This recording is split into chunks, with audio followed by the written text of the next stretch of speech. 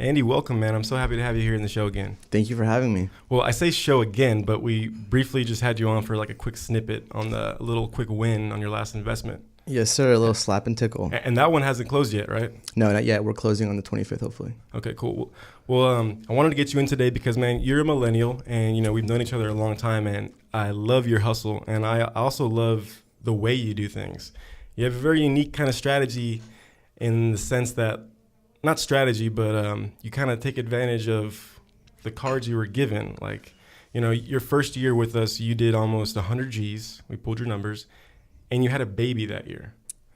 So I really wanted to talk about like how you like juggled being a new dad and with your wife was working full time, and you still did 100 G's. Well, first of all, I want to thank you for having me and getting into the subject.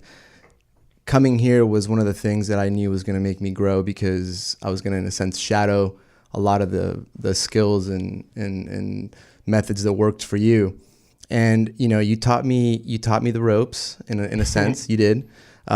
We both come kind of from different backgrounds. You've been in the business a little bit longer than I have, and going back to the what you mentioned about having a kid, it was something that I knew that my job was going to allow me to spend more time with him, which is something that I would never take back. I was given the privilege to stay with my son for periods of time during the first year, and every now and then, funny or not, most of my clientele was working weekends because they worked the 9 to 5, or they would be coming home and wanting to see property in the evenings. And with my fiance, she gets off work, she works in the hospital, and her hours are 7 to 3:30. So it would always work out where I could always schedule and set up my showings in the evenings. And sometimes, need be, I had to take Damien with me, in the stroller and the little baby carrier. And it's something that, the first time you're kind of there and you're like, hey, I want to show you the property. And I brought my son. And it's like this cute, like, and then they kind of feel like, should he really be out? Because this was when we had him was in winter of 2015. And it was one of those things where my brain I had my son and I was just going through my regular drill with the client, never being, in a sense, real pushy, kind of just, approaching them on a more comfortable level. And then the showings would take care of themselves and I would answer questions. So would you like tell them you're going to bring your kid ahead of you? No. Oh, no. I would just show up. Like it's nothing. Like it's it was kind of weird at first, but then I got so used to it where it's funny. Like he became kind of like my little lucky charm. That's awesome. And I never had any feedback of like, oh my goodness, what's he doing here? It was one of those things where like we chose to not have him in daycare for the first year. We weren't comfortable leaving ours because it's one of those things where, daycares play a huge part in the baby's development, and you have sponge. Right, exactly, and you want to make sure that they're with the right people. So we felt once he could, in a sense, sort of like communicate a little bit more and at least handle himself a little bit better. We enrolled him, but that first year, he was with me. Yeah, I remember that. Like he was with you all the time. Yeah. And so we looked at your numbers, and you did 19 transactions, which for doing 100 G's, you were right at 100. That's a big per transaction volume. So let's talk about that a little bit, because you have a unique strategy where you kind of like really double down on your specific neighborhood. Yeah. Well, one of the things that I realized was I need to capture my immediate network, and that being is, most of, peers that have relocated to Houston after college, or friends from, growing up in the Woodlands, a lot of these people are in the process now where they're starting to buy homes, and a lot of them live in the Inner Loop area. Me living in the Inner Loop in the Heights previously, I knew that it's an area that had a lot of potential, and the only thing was kind of finding a way for my market, the clientele that's purchasing under the 400,000 price point. How can we get them in there? And a lot of it was just becoming super familiar with the area and surrounding areas. And when how did you do that? Just every day, I just made it a routine where I'd wake up and I would hit the MLS to see exactly what came on the market, because you know this, when good deals come on the market, they're snagged almost the same day. Oh yeah. And I had people that said, hey, I'm in a certain price point, I want to stay in this area, and I'd say, hey, good luck, you and everybody else. But every once in a while, you'd come across a property and you'd have to just, so I to be completely honest, I probably hit the MLS either on my phone or on the computer as a hobby now, probably 6 to 8 times a day. You're just checking it. Just checking. Like, I kind of make it like Facebook, Every time I go through Facebook, I immediately go into HAR and just pull up, nearby sales in my area and the market in my immediate area and my target areas. And when I see deals come on the market same day, I have a book of investors now that I've worked with throughout the years where I can snag the information and send it to them, and usually, be putting in an offer same day. And if I wasn't doing that, and that's just like a thing you do every day, is like on the side. So just on the side. So you've built your little contact list. You got a little spreadsheet probably with the investors. And how did you compile that list? Just asking them? Sometimes a seller would, let me know that they're going to be putting a property in the market, and it wasn't your traditional, homeowner. It was people that either had rentals or had bought a foreclosure a few years ago, and investor type. So I kind of felt that, and then I would eventually reach out and say, hey, are you an investor?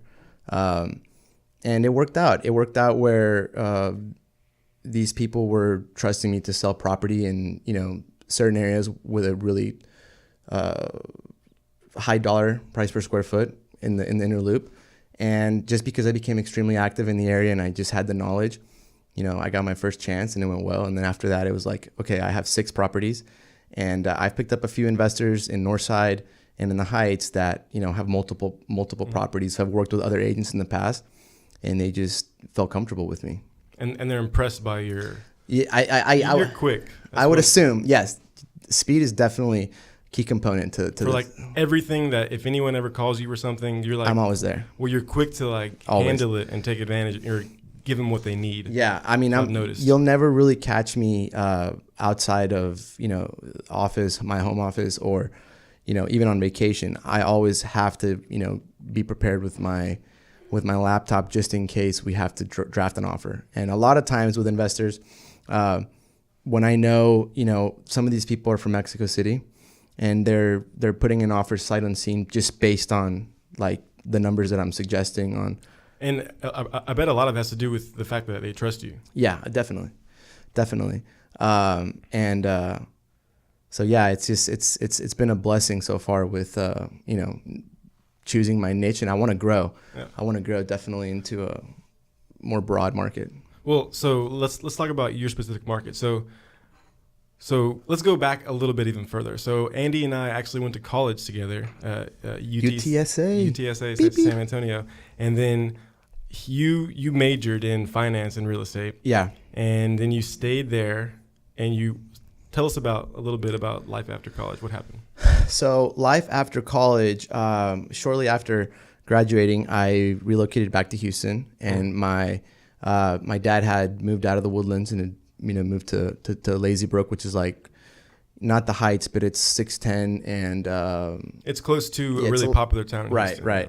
Side of town. Right. And when he moved here, I realized that I was gonna focus in finding something, real estate related downtown.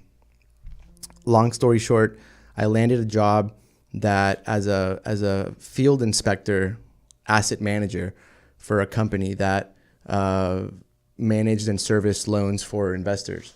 And some of these properties would, be in stages of a pre-foreclosure, and they have a person on site local that can go and meet with vendors or check, weekly inspections to make sure that these assets aren't, being...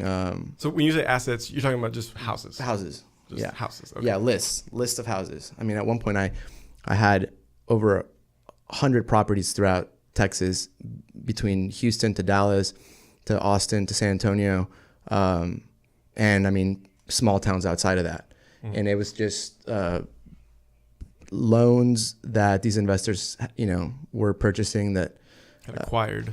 Yeah, and they needed a field inspector to go and hire realtors to value them. So I learned a lot on the, inside financial mindset of some of these investors. The numbers side of the numbers. Yeah. 'Cause for these companies, they have Excel spreadsheets with thousands of properties, and they're not the servicing companies' properties. They're for investors. So, you're doing reports for huge banks and providing recommendations on, what the next step is going to be and hiring someone to list the property and, get that investor, whatever the return is. Mm-hmm. So I did that for 2 years, But you were involved with just the analysis of finding the properties, and then you would actually go and hire realtors. So initially I was just there for... You're a salaried employee. Yeah, I was just there for inspections. So they would just give me a list and say, hey, go look at these houses, and, this is what we need from you, lining up vendors and just photos of the houses. Yeah, that's a great experience. Great experience. I mean, I've walked thousands of houses like that. And then what these investors were doing sometimes, they would acquire some of these houses and they would decide to, fix them up themselves, or they would buy properties from other investors. And what ended up happening after that was they had me touring properties that were on the market, foreclosures usually, and, taking photos and providing my initial property description and value. And then the people in upper management would eventually make offers with the realtors that we had in line, and they would buy and flip and sell. So it was really cool seeing that from the inside, because, these are institutional investors that, buy hundreds of houses a month. Mm-hmm. So the volume is really fast.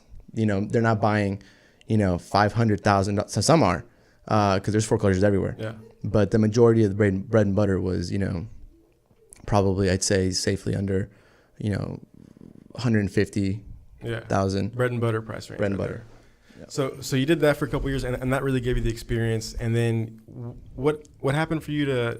I don't remember. Remind me. For you to, how'd you get into real estate? Actually selling it? Yeah. So it's funny because while I was working with the company, I had been licensed here local with a relative, and what I wanted to end up doing was I had linked up with a buddy in San Antonio, and what I saw was I was the main point of contact with these realtors, and these realtors were parts of organizations that service for servicing companies, and they're foreclosure experts.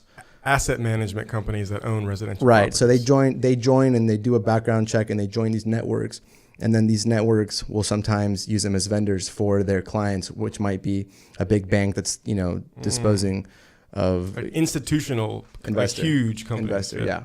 And so what I saw there was I said, wouldn't it be so nice if I could get into the real estate business and eventually find a client like this, that can trust me with, purchasing all the properties in a certain area. And shortly after that, the department that I was with at that time had been completely laid off out of nowhere. And so you got laid off? I got laid off probably a few months before, like 2 months before we found out we were having a baby. And it's funny how life works, because, you're scared because, that comfort of like the salary job is one thing, and you just know you have benefits and you have steady income. But I wanted to make the jump, and I'll never forget, into real estate just full time. A friend of mine in San Antonio told me, you just got to let go and just like, and it was burn the boats. Exactly. And there's no turning back. And so it was one of those things where, with support of my fiance, she said, hey, just, go into it full time. But you got laid off though. Yes. So it was, and you had already wanted to get into it full time. Yes.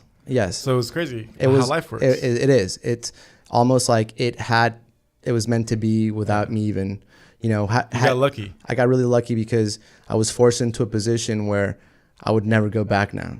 You know, I would never go back. And yeah, you know, not having that steady income is frightening, especially when you're, you know, going to start a family. Yeah. But it almost gives you that hunger to hustle harder.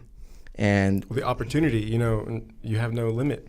I have no limit. And I've realized now, and I mean, you've been doing this longer than I have, that once you get into that niche and once you start really, you know, creating a book of business and clients, with good service comes referrals, and then it just wildfires. Yeah. And, you know, there's just a lot of money to be made if you know, if you're a good agent. And what's interesting about you and your business is that I would say that it's like probably 50% of your business at least comes from your like direct sphere.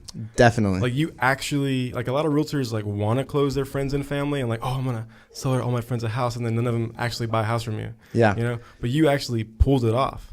Well, it's funny because, yeah, and everybody says that, you know, my outlook was, you know, I'm going to treat my friends and family just like I would treat any investor or any client. And that's huge. Yeah. And it took away like the, you know, the awkwardness of, I hope I do you right, but, you know, I'm not going to be as formal. You just treat them well, and you do all your due diligence, and, you know, you're their agent first and then their friend, but you can also provide, you know, advice from someone that they might feel, you know, a little bit more comfort than just walking into a random office and being assigned, you know, more comfortable agent on duty who, you know, whatever.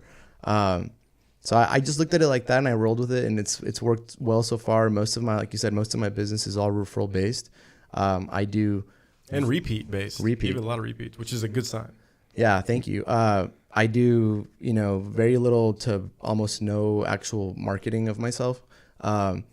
And one of the things that I want to do is obviously, you know, the tremendous success that you've had doing that in your business has been something that I do want to capture. And you do some stuff. You post pictures at closings. Yes.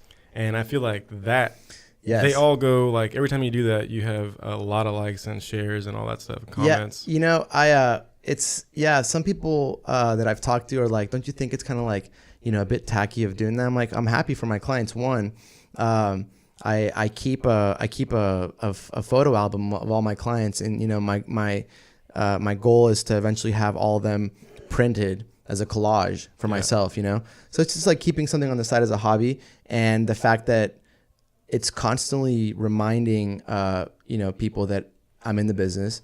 This is another happy, satisfied customer. I'd be more than happy to, you know, help anybody out, without being so pushy for, like, you know, the sales. And you're right, that most of my business probably does come from that. And it really does, because I noticed there's tons of comments and tons of, you know, engagement on those pictures. And then I see people say, like, hook me up, Andy.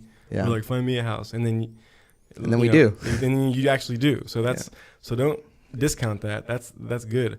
Yeah. And then, so did you know, we looked at your numbers. Did you know that you've already made more than you made this month?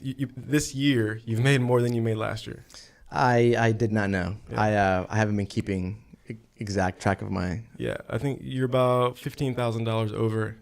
Okay, nice. And you have some other closings coming up already on the books. Correct. Yeah. Sweet. So cool, man. Let's talk about, you do some funny, you know, cool things on the weekends. You like ride your moped around and you look for FSBOs, which has been a big winner for you. It has. So let's talk about that. So I think this is probably one of the biggest things that contributed to my numbers in 2016 was, you know, one random day leaving the gym, I just got this itch to buy a bike again, like a little moped. I had one in college when I was going to school in San Antonio, and I just wanted something that I could ride around the heights and just, you know, an excuse to get it almost, so that I could be like, hey, I bought this.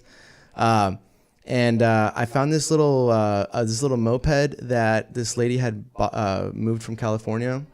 And that day, leaving the gym, I called her and I was like, hey, I'm on my way. I didn't call Mindy. I just drove to the house, fitted in the back seats of my truck, the moped, brought it home, and was just like, hey, I got this toy. And I put it to use, though. You know, at first she was like, you know, you're going to be riding around, you know, the risk of, we have a baby now, and, you're riding around, hope you're not leaving the bars, drinking with, and it's not the case at all. But I started driving up and down the heights in the mornings and in my area, and I carried a little booklet that I would just cruise, but I would cruise with a mission to find a FSBO. And I would... Because we gave you that seller, that badass training, the seller training. You guys did. I definitely took some pieces from that, kind of customized it to my own, and but it's like solid. It. Yeah. Okay, but continue. Yeah. So on the first Saturday, coming back from the gym, I would stop and I would just go. I'd hit certain areas of Sunset Heights, and I'd go up and down every street. And sure enough, the market's constantly changing, and people are always selling. So if it's something what I wouldn't have done that day, someone would have picked it up, because these people are selling properties at really good off-market deals. And you have so many wholesalers in Houston that's all they do. They're on it, yeah. Constantly on it. So I created this database of for sale by owners, and I've acquired probably in excess of 10 listings. From just riding around and looking up listings. And then tell us about the strategy about how you would, from then on, from getting saying, hey, that's a FSBO, what would you do next? So I would always call, and just because I work with a number of investors that have told me, hey, if you have property at this price point in this area, let me know, and they're cash buyers. So I'd always approach them. But you wouldn't knock on the door? No. You would call? I'd call. I'd first call so that because I'm leaving the gym, I'm in gym gear, I'm in the scooter, so once I came home, I created the spreadsheet, and I just hit the numbers, and look at the numbers for comps and stuff. Yeah, I got the addresses. You would do pricing CMA before I talk to them. Wow, so I that's a good point. Educating yourself so you know what you're talking about. So I know, and I'd always look at past sales, property archive. If it's been with a realtor and the realtor had too high. Wow. Getting all your information. Yeah, right. Getting all my ducks in a row before I speak to them. Then I would just create a little data sheet for that one listing or that one property, and I'd call and say good morning, blah blah blah. I just wanted to see what you're asking for your property, and the first thing they ask me, are you a realtor? Most of these people have been burned, or there's a lot of shady realtors out there, unfortunately, that give a lot of us a bad name. But the first question you would ask is, what are you asking? Yeah, I'd say, good morning. I saw your property on blank street. What are you asking for it? And they'd ask me, are you a realtor? And I'd say, yes, I am, but I'm not calling to get the listing. I have investors, and they want to buy in this area. So please let me know if you come across anything. That's why I'm calling. They'd give me the prices, and because I always approached it as not with the mindset of getting the listing, it was more of a personal, okay, well, if you ever get to this price point, this is what I'm told that they're willing to pay. So you say, hi, I have investors. I'm not calling to get the listing, but I have investors that have agreed to pay this price. Yeah. And if you get there, let me know. So if my investor said, hey, in the Heights, I'm willing to pay $200,000 for a 5,000 square foot lot, and I just knew that, with a house on it or not, it doesn't matter. So if you come across this, call me. So when I do that, because of I know the areas in the Heights where you can still get properties at under or at around $40 a square foot, that I would tour those that subdivision maybe for one or two of my institutional or my builder investors, and when I make the call, I already know who I'm targeting of my investor list. So I'd say, hey, this might be a good fit for blah blah blah client. Mm. And when I speak to them, I'd say, hey, I am an agent, but I'm calling because I might have somebody interested in the property. And if I didn't, or the price was, ridiculously high, I'd say, thank you for your time. But I was never confrontational or very hostile with oh, that's crazy. What my tactic was, be extremely helpful, full of information, and friendly. And two of them called me back.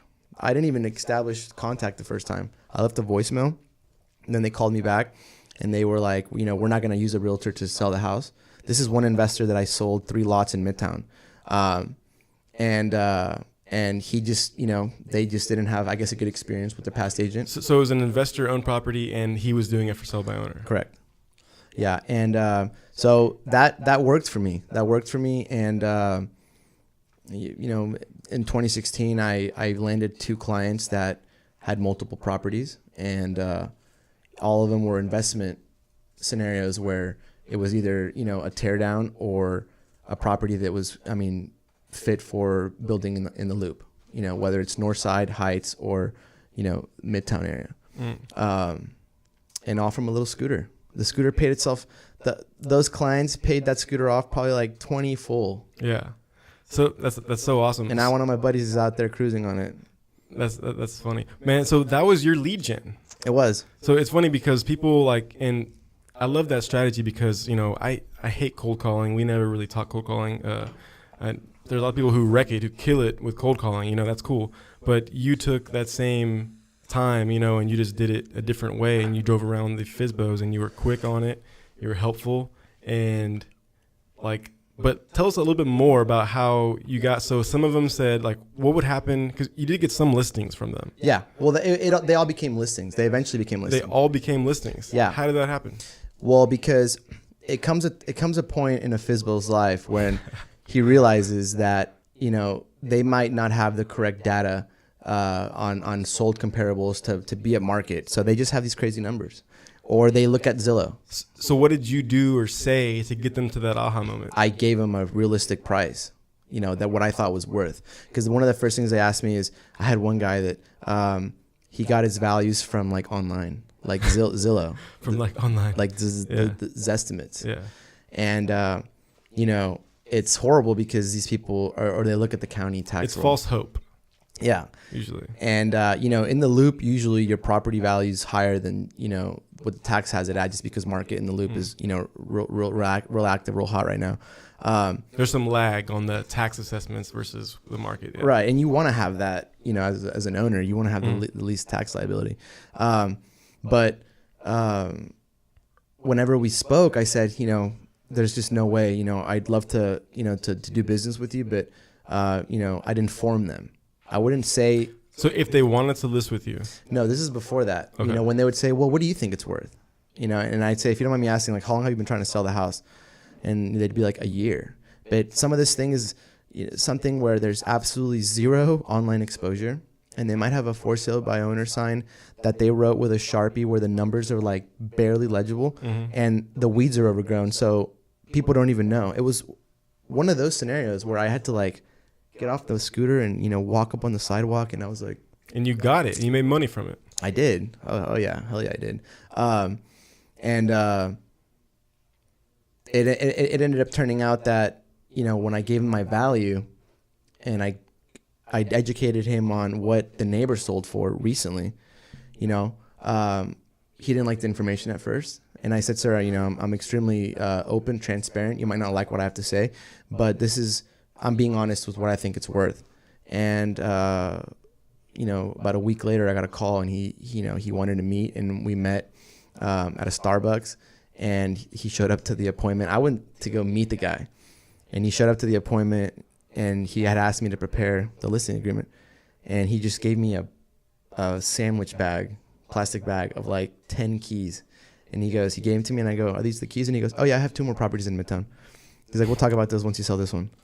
Dang. And I was just like, yes, and all because I just provided information. So more on why you think he ended up working with you. One of them was I was real knowledgeable on the comparables, the market value. And this guy, was one of those, he was an investor himself. So he had, the numbers game where he wanted, information as we were speaking, So I had to know what. And that's just by going to the MLS. Every day. It became I trained myself to make it my Facebook. Kind of, And that's what I tell new agents that they need to be doing. They need to be walking into homes, going to new listings, learning about them. But yeah, looking at the MLS is a good one too. Just to be prepared with all market data, because you can be current, and it's something as simple as where if you pull up to a listing and you just pull up your HAR and you become familiar with when your client's there and is like, well, has anything recently sold, or what's it selling for in the area? Well, you just saw it, and it makes you look like an expert, more of an expert, because you're fresh on opening up your app 10 minutes earlier. And versus, and that's a good point, because versus a lot of agents that I know, they have the programs that are dialing 5 numbers at a time, and there's no way that they can actually research before they get on the call. And then they have this whole script and this mission in mind before they even get on the call with how it's going to go. Yeah. You do your homework, and I like that, and that's a good point. Yeah, appreciate it. So you got a huge portion of your business from those listings and the investor. Mm-hmm. And let's talk a little bit more about, your strategy for like the buyers. So this past year, most of my business has been buyers. I've had a number of listings that have brought me buyers as well. But I'd say more of my clientele has been on the purchasing side. And most you like that though. I don't mind it at all. Oh yeah, I love the hunt. Yeah, I love it. Awesome. I know that there's and everyone has a different model. Everything works for everyone differently. But they say listing is the name of the game, and I can see that. I respect that, and it is. But right now, buyers are gold. The buyers are gold, and those buyers will eventually become sellers in your database, and you treat them well once, and they'll always remember you. I had one client in particular back in last year that was a buyer for here in Spring Branch, and they had a nice healthy budget to purchase in the Heights in Oak Forest, and they just wanted a very specific type of home that with a lot size that isn't really as common in the Heights than it is, like for instance in Oak Forest or in these neighborhoods. You can get a huge lot, bigger lots, because in the Heights and surrounding areas like that, they subdivide and they create these complexes of just they squeeze in, developers squeeze as many houses. And hey, I respect it. I'm not anybody to it's if it's working, it's working. For me in particular, what I realized was most of my clientele was in my age group, young professionals, millennials. What I realized was a lot of these people don't want to live inside the loop with all that chaos with space. Some do, some don't. And what I realized was my friends that were living inside the Heights, Washington, Rice Military area, a lot of them were asking now to move into areas like Oak Forest, Garden Oaks. So moving from the central, like in town with, walking to the bars and restaurants, which is awesome. So do you think that that's more of a correlation with their age or a correlation with a trend, an overall trend? I think it's an overall trend in that specific age group where it's like, they've been out of college for, 5 years working, and, most of them are married, and one of the big factors is, we're starting a family, and I don't want to have a 3-story townhome where my kid's going to fall from the 3rd story down, stuff like that. And we were in the market last year for a house, and we left the Heights, and we found a good deal in Oak Forest, and we love it over there. You got a badass little house with a huge yard, and I'm close. I'm like a few miles from you. Oh yeah, it's awesome. 34th all the way. Dude, it's awesome. So you think it's more of the trend of our age group? Yeah. And this one lady in particular, she was my age, married, and she worked for a big oil and gas company here in Houston, and I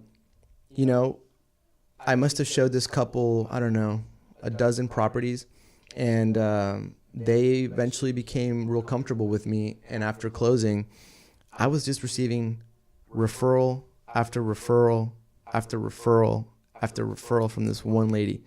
And who's that? Which one was that? What was her name? One of my Tyler. Oh, okay. And how did you pull that out? Like, what did you do specifically? Did you ask for referrals? No. Well, all I said was, it's been a pleasure working with you at closing, obviously. And to think about it, I never even asked that. Going back to that day, which you should. It makes me now. Feel bad, bro. I do now. You should. I do now. But the reason why too was because we had a very hectic closing with them. It was when they had changed all the disclosure notices and all that. So the closing didn't take your usual hour, less than an hour. It was a long drawn out process for them, and it wasn't as smooth as you would like. Yeah, and so leaving that, I'm like, oh well, I wish it could have been easier for them. But title companies, agents, everyone was learning all these new waiting periods, and when they changed all that stuff. So it wasn't anybody's fault. It just the business, created that change, and we needed to adapt. And they were kind of caught in the crossfire of title kind of being still on the lag. And so, anyways, leaving that, she ended up. They were extremely happy with the house, and she referred me a bunch of her sorority sisters or friends from back in college. And looking back at it now, is that one client probably referred me in a year probably upwards of maybe like almost $2 million in sales. Wow. And I hope you're giving her some love, man. You're showing her some love. They know that, I'm extremely grateful. And, And one thing about you is even when I send referrals, I stop selling. When I send referrals your way, you are really good about following up with me, what's going on, and keeping tabs on the process and letting me know. It's crucial, I think, because I would want that if I was if I'm sending you a referral and trusting you with business that I pretty much already have. It's just a matter of just working with the client now. That's gold for us agents. Mm-hmm. And you want to have somebody that you trust well enough that's going to, treat them like gold, because it is gold, And you kind of help with that by keeping the referrer updated. Yeah, just providing, something as simple as weekly updates of where we're at. I think it's key to getting everyone comfortable and happy with sending more business in the future. That's key. Getting them more comfortable with sending more business in the future. I love that. Yeah, and so it's definitely, especially when you're working with out-of-town agents, that you might have friends in Austin or San Antonio that aren't going to come work, the Houston market because they're not members of this board. Mm-hmm. You pay them a referral fee, and, good business is good business. Something that I heard that's just been stuck in my head is you don't have to make killing, you can make a living, and when you treat your clients right, and Mindy's dad, Mike, he said that to me, and it's just been engraved in my head. And I just see how my small business model is a very small portion of how he's done his business, and it's just all referral based. When you see a company or someone in this business that pays zero in marketing and has just job after job because happy customers bring him clients. That's just... You're talking about your father-in-law. Yeah. Soon to be. That's if you listen to the Mario episode, Mario Guzman, he does, Mario. Oh, yeah. He's a continually top producer, 75 transactions a year. And his whole episode is about referral. He's 100% referral business because he gives such an amazing experience. Yeah. He's the man. It's key. I agree with him. And you're really onto something because, man, I feel like the referral thing is only going to grow because, everything's cyclical. So it's coming back. And for years, I think online lead gen really dominated. It was crazy, right? For the past few years in the real estate business, it's all about online leads and converting online leads. People were shelling out thousands. And I think we're going to see a big shift as, humans want to work with other humans they know, like, and trust. Mm-hmm. And the last guy we had on here, really good guy, Daniel Martinez, said the same thing about he causes referrals by giving such an amazing experience, mm-hmm. and that he loves buyers because buyers become sellers. Exactly. And that's a good point. Even, something that I remember that you had told me years ago, even when you're a new agent working with, mainly rentals, those renters will eventually become buyers. And those buyers will eventually become sellers, and vice versa. So you never turn I never at least turn anybody down based on what they need or, a certain price point. I help everyone because it's helped me. You do rentals. I do rentals. Man, and I was guilty of that, just being so busy, kind of handing off rental properties. But then you lose that referral or you lose that buy side in a couple of years. Let me tell you a quick funny story about a rental. I put one of the properties for a friend of mine on the market for rent this past year, and as an investor, he's a buddy of mine that just decide to leave Oak Forest area for a more lavish lifestyle in Washington. And he's going to keep the house and rent it He will out. remain nameless. I think we know who it is. Yeah. I put his property on the market for rent, and I got a call from a Zillow lead. You know, I don't pay for Zillow. I don't pay for any of these I have my information there, and because of your wisdom, I update my solds in there just to kind of show market activity.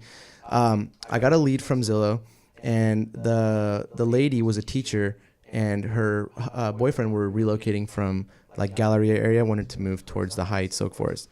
So I said, this might be a great fit for them. That particular property did not work for them because of the price point. They were looking something a little bit cheaper. Mm-hmm. But they still hit you up about it. Yeah, they wanted to see it, and then after seeing it, they decided we want to spend this amount, and it just for my current client, wasn't enough because he got exactly what he wanted out of his. But that tenant, I leased a property a few houses down from me in Mangum Manor, and about a week after they move in, I get an email from my client, and he's like, "Hey, my landlord, needs to put the property for rent, and asked me if I knew an agent, and just referred me to his old landlord." Let me tell you how the story gets even crazier. So I go meet this lady by the Galleria in this really nice neighborhood, and she lives next door to the property. She owns 3 lots in a row, and she rents one of them, and lives next door. 3 houses in a row. Yeah, in a row. 3 big properties in a row. One of them is just a lot that You're in builder mode. You keep calling them lots. Yeah. I apologize. That's all we know. So I get to the house, and she asks me to come in. I politely take my shoes off, and she's got a small dog at the house, and I have 2 dogs, so I felt like this dog was smelling both my boys. And I went up and I started petting the dog, but like roll, just fist, like just cautiously. Yeah, because I didn't know if it was gonna be like a freak. And she looked at me and she was like, "You have very nice energy." And I was like, "Thank you." And we went and sat at the table. So talking into it, she lets me know that she's interviewing a number of agents. One being an agent in the neighborhood, and the property had gotten leased back in, I believe it was 2014 or 2015. I can't remember. It was a year lease, I think, 2015. And the property leased real quick. Well, this lady pays for the utilities, pays for the lawn care. She goes, "I want to find a specific type of, tenant next door, someone that, isn't going to be throwing parties, and, I'm an old lady and all this." So we kind of get to, knowing, and I tell her, "Well, I'll present you with all the applications, and then you can decide." I can't do that. And as we're talking, she stops and she goes, "I got to make a phone call." And she got on the phone and told the other agents that she had found her realtor. Well, after this, I'm like, "Well, thank you." In front of you. Yeah. I'm like, "Well, thank you very much." That's awesome.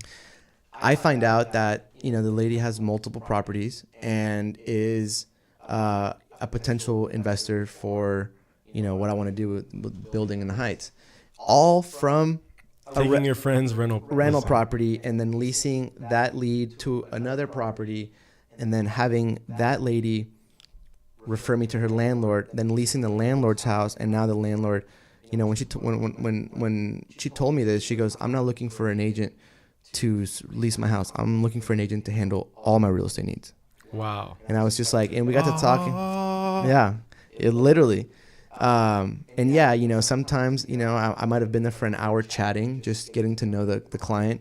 And it's just, this business is just amazing because of that, because you just never know what one thing is going to lead to, and it can always just, you treat your clients well, it can only get better and better. Dude, you're so right. But a key point is to treat everyone the same, because you never know. Because a lot of people turn down rentals, dude. I know people who turn down rentals. Yeah. And, I've done some great rentals, for like, $4,000 a month, stuff like that. And it's easy money and it's quick. But not only that, the long-term, benefits and the referral business. I've gotten great referrals from that. So that's awesome, man. So I got a few questions, man. I'm gonna start asking everybody. We heard most of your story, but where are you from? I was born in Mexico City, but I lived in the Woodlands. Texas. The Woodlands, Texas. Went to high school there, and lived there my whole life in Houston until after college. And then you went to college at UTSA. Correct. Awesome. So what I want to ask, what do you think your secrets to success are? If you had one or two secrets to success that you think you can say that's what helped you the most. Definitely persistence is one. Just it's a numbers game. You got to just keep following up. And that for me, that's one of the hardest things that I had to go through is like, if I don't get through to somebody, how many times am I going to call? And that one client that I picked up from the FSBO, I must have called, multiple times, multiple voicemails. You left that out, bro. Yeah. So you call multiple, you follow up a lot. Yeah, because this particular property had 2 numbers, so I called and none of them had voicemails. So I was like, who is this person? Come to find out is that they're both, working. But you kept calling. I kept calling, and that's awesome. Until I spoke to them, and they say, we're not interested, or somebody already offered me, or then at that point I would never. Once I established contact, I left the conversation as if here's the information that I have. If you ever need anything, please don't hesitate to ask, and just left it very kind of like, open, warm. Not pushy, like not pushy, yeah, and not desperate. Yeah, and it's worked magic for me. So yeah, that's all. So persistence and consistency probably go hand in hand. Hand in hand. And then what else? And then I would have to say also, for me in particular, is just knowledge. You are super knowledgeable, and I appreciate it. But in the line of clients that I work with now, a lot of them are investors, and they need the data now, and they want to, okay, let's go. I don't have the luxury of, I don't know. Sometimes I never, BS when I don't know. I strictly say, I don't want to misinform you. Let me call you back in 10 minutes. But you do actively try to stay knowledgeable as you can by just looking at the MLS and just reading. Just constantly. Yeah. And and it's worked out really well for me, and especially in the line of work that I want to continue. Real estate has opened up for me on a different aspect now, which is, I see the potential here for development, and that's what I want to do. And I'm still going to be catering to anybody that needs any kind of help buying or selling, because I love doing that. But that's that kind of my new niche that I've found. So and working with these investors to build and sell. So that's your next plans. That's my next plan. You want to double down. Attack. And man, realtors, we have a great opportunity. You have a great opportunity because it's all about the deal. For building and development, like you make your money when you buy. Am I right? Mm-hmm.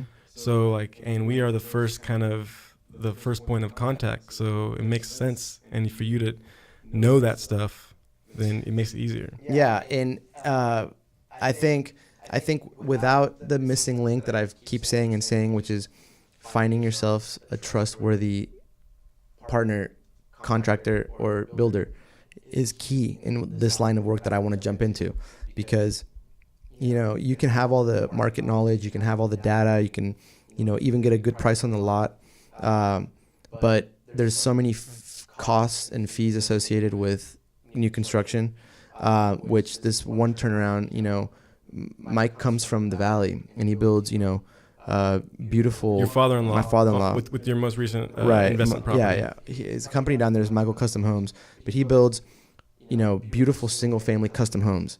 And then he also does commercial retail strips, where he, personally buys a massive $1 warehouse, and will subdivide them and then make units out of them. $1 warehouse. Like the Dollar General. Oh, okay. Like a storefront like that, where it's just one store. And then he'll subdivide that into multiple units and then lease them. And he's done amazing doing that. And I've even seen the craziest thing that I think I've ever seen in this career was he took me to a warehouse for one of his clients that rehabbed a 250,000 square foot warehouse for a company that was going to be servicing SpaceX down in the Valley. Wow. And dude, I can't even explain to you the house. I mean, the the custom office / apartment inside of this warehouse. The warehouse was cool. You know, they were redoing everything. The plans, I remember him showing me, were like the size of like, you know, a soccer ball rolled up, just plans on plans on plans. And he took us into the office.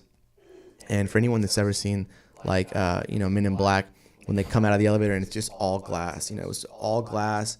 It had this, you know, the tile wood waterfall. And it was like, to me, it seemed like some kind of crazy IT, you know. Like Men in Black shit. Yeah. And he took me into the back and showed me the private office for the owner. And it was like a secret door.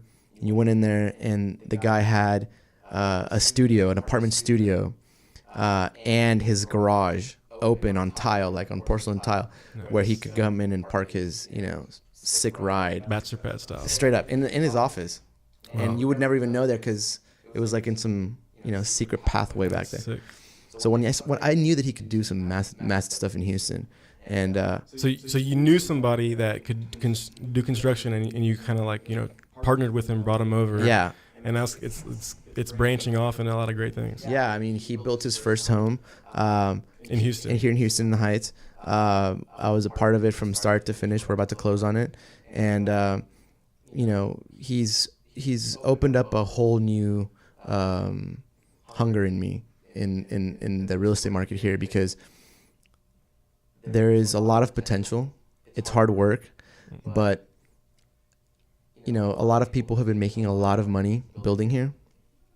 And when you bring somebody that builds better, cheaper, it's not a rocket scientist. It's like disrupting. That's going to know that, wow, you know, it's pretty straightforward. This guy can make a lot of money. Yeah. You know, it's just what it is. But like the bigger thing, I think, for you is that you're saying like you love the fact that that's what real estate led you to that path. Yeah. And see, like I would say the majority of agents, they kind of like, or, you know, I don't have the stats to back this up, but I would say the majority of agents sell for the most of their career, and only a small percentage like branch off and really get entrepreneurial with it and buy single family properties or rental properties, and, you know, start a, you know, development company and like start a builder, be a home builder. And I've heard this quote, and I forgot who said it, but you can't get rich selling real estate, but you can get rich investing the money you make from real estate. Oh yeah. I mean, that's where the real money comes from. My the first house that me and Mindy bought in the Heights, you know, it's a house that was in one of the, you know, up and coming areas, you know, and more on the rougher side of town. And you know, when we moved there, we both knew what we were getting ourselves into. You know, we knew that we were still living in the Heights, but at the very edge of the Heights. So for everyone who doesn't know where the Heights is, so you bought what you're saying is you bought a house in a not so desirable area at the time, and you took I took a risk. You took a risk. We took a huge risk to make some money. To make some money, because I just knew that it was going to grow in that direction, and sure enough, it did. And now it's, you know, I've moved out of there, and it's still growing. And so you lived there. How long did you live there? 2 years. 2 years, and you made like 100 G's. Close to that, I'd probably say. After 2 years, it was insane because we bought it. We did like a light rehab to it, you know, just painting it. I mean, we didn't do anything inside, and I ended up selling it to a lady that she completely renovated the inside. It was a small 1928 bungalow. Yeah. It was like a long-term flip for you, though, really. Well, the idea was if the area got better, we purchased the property because we knew the lot had been replatted into 2 lots. So 2 2,500 square foot lots. And I said, well, we build one patio home and sell the other one, or, you know, have a rental. Already thinking big. Yeah. Well, I'm thinking in the future when we can. Yeah. Instead of buying a nice house that looks nice but that has no upside, really. Yeah. You took a risk and you went, you know, kind of entrepreneurial with it as an investor. And I had to convince, you know, Mindy to do the same. And it, you know, had we not done that, we wouldn't be in a position where, you know, we are today. Because when I look at it, it's like, you know, when you make that kind of money on something that, you know, was just a risk that I would never take back. You know, it's led us both into a point where we can, you know, purchase where we want to live. Yeah, if you're willing to do what you don't want to do now, so you could do what you want to do later. Yeah, and now because of our kids, like everything, we do is really lined up for, leaving it for them and hopefully not having to save up for a college fund, and just having, eventually these properties just pay for college. Dude, and that's a lot of realtors don't take advantage of that. Is that's like the realtor 401k. It is like, rental properties. Well, yeah, the whole scenario here was we lived in the property for 2 years, so we had homestead exemption on it. Mm-hmm. And then, after you live in the property for 2 years as your primary residence, and you're sheltered from paying taxes, $250,000 in profit per person. So, because me and Mindy, or live together, if you're married, I think they allow $500,000. Mm-hmm. So, when I was told that, I was like, we're not gonna have to, like, we're gonna do this every 2 years, Mm-hmm. But obviously now with kids it's different. But yeah, it was a risk, and I had people that were like, "What are you doing?" And then when we sold, I was like, the best thing that could have ever. It was a little rough around the edges. Yeah, but I'm all about that. Yeah. Like, it paid off huge. It paid off huge, and I built a nice privacy fence, and I have my shepherd that just like patrols a little. Yeah, your So, small bear. My small bear, dire wolf. Bear-like dog. Cool, man. That's awesome. So I want to wrap it up with a few fast-fire questions. I'm working on these random questions, so Okay. And let me see what you think. What was your first and worst job of your life? My first and worst. My first job was in the Woodlands. I got a job when I was 15 at the local marble slab ice cream shop. Sounds like a first and a worst. Dude, and I worked there with two of my friends, and it was great. It was a good time, learning the ropes of, what I was going to eventually have to do. But yeah, That's ate a lot of ice cream. That's awesome.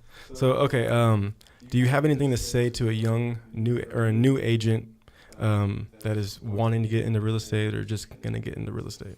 Yeah, I would definitely say that it's not a career where you can just jump into it and think you're going to be making crazy money. You have to have the fire and the persistence to work the system to eventually get yourself to a point where you can live off of it.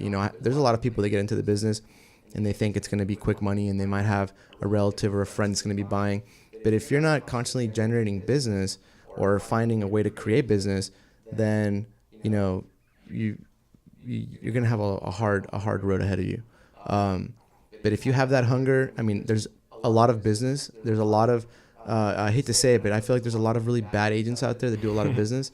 And as the new agents come into the workplace, there's going to be, a lot of business for everyone if they're good. So I think what I take from that is be good and get knowledgeable. Mm-hmm.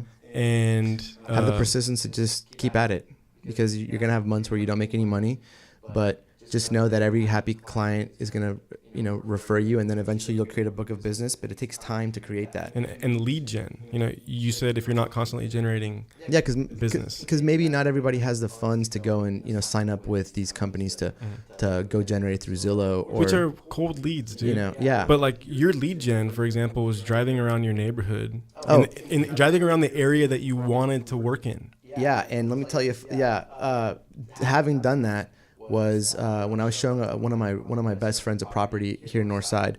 We showed him a house close to downtown that needed some work, and when I showed up to open the house for him and let him in, he had already been there and kind of walked the area, and the neighbor next door was extremely curious about the house, and when I got out, she goes, "Do you know what they're asking for it?" And I was like, they're asking X price, and I was like, "Oh, do you have any interest in it?" Because normally you think maybe the neighbor wants to purchase it, and you can maybe represent her to acquire that land and create her lot larger or whatever. And she goes, "Well, I'm thinking about selling my house." And that was another, like, I went inside with her, and I was showing this property to my friend, in moccasins, shorts, a t-shirt, my baseball cap, very. You are pretty casual. I'm very casual. You're super casual, which is awesome and is very insightful, because I saw a real big guy up in Dallas when I was working for that company, and this guy was doing like crazy millions every month in sales, and he was an ex-military like Delta that would show up and just be like, in like jeans and a t-shirt, and I felt the most comfortable with him because he didn't have this like pushy, and it's not suited up dude. Yeah, and I'm not against that, that's for everything, but for this particular situation, I didn't have to do that, and yeah, I'm more casual, but that led to a lady that I've sold now 3 properties of hers, and she has I think another 5 lots in that area, and she's told me eventually her plans are gonna be to sell everything, and she's another lady that I acquired in my book of business through showing a friend a property, and the neighbor just came and asked for my card, and then I met with her, and she liked my very casual, a lot of them tell me like, how young are you, and I just tell them, I might be young, but I've done a lot of business, I've been in the business for a long time, and it just goes from there. You're just truthful, transparent, honest. Comfortable, make them feel comfortable. That's exactly right. That's awesome. So man, this has been an epic show. Do you tell the audience how they can reach you or follow you and find you? Yeah, definitely. You guys can follow me on my website is www.homesofhoustonheights.com, and my listings will always appear there, and also all my contact information if anybody ever needs to wants to just get some basic information. Send you some investor If somebody business. wants to send me some investor business in the future, I'm going to have a lot of really exciting projects, hopefully here in 2018, that I think a lot of people will be interested in. So, but until I have, more concrete numbers on that, it's something that, we're just going to try to work on ourselves. And I already did the first one, and this is going to be something that I know is going to probably be the future of what I do. And that's commercial. Yeah, just building. Or development. Yeah. Development. Yeah, single family. I think we found a little model that works, and we're just going to try to recreate it over and over and over. And obviously, you learn it along the way, and with the feedback of other experts in the business. That property was just the best experience that I've encountered in my career as a listing agent and a buyer agent. Mm-hmm. I've never had something that moved so quick, so fast, with great feedback, and everybody pretty much being like, who is the builder? Yeah, and it was you, and you were it was not me, but it was Michael. But but yeah, just definitely exciting. That's awesome, man. Well, thank you so much for coming, man, and it's always a pleasure. And I love and I respect you as a businessman and as a friend, and I'm really happy you came. And we'll have to get you back on after definitely. You do that development and bring some value on that side of things. Definitely will. Glad cool, to be man. here. All right, everybody. Thanks so much for joining us today, and I'll catch you later.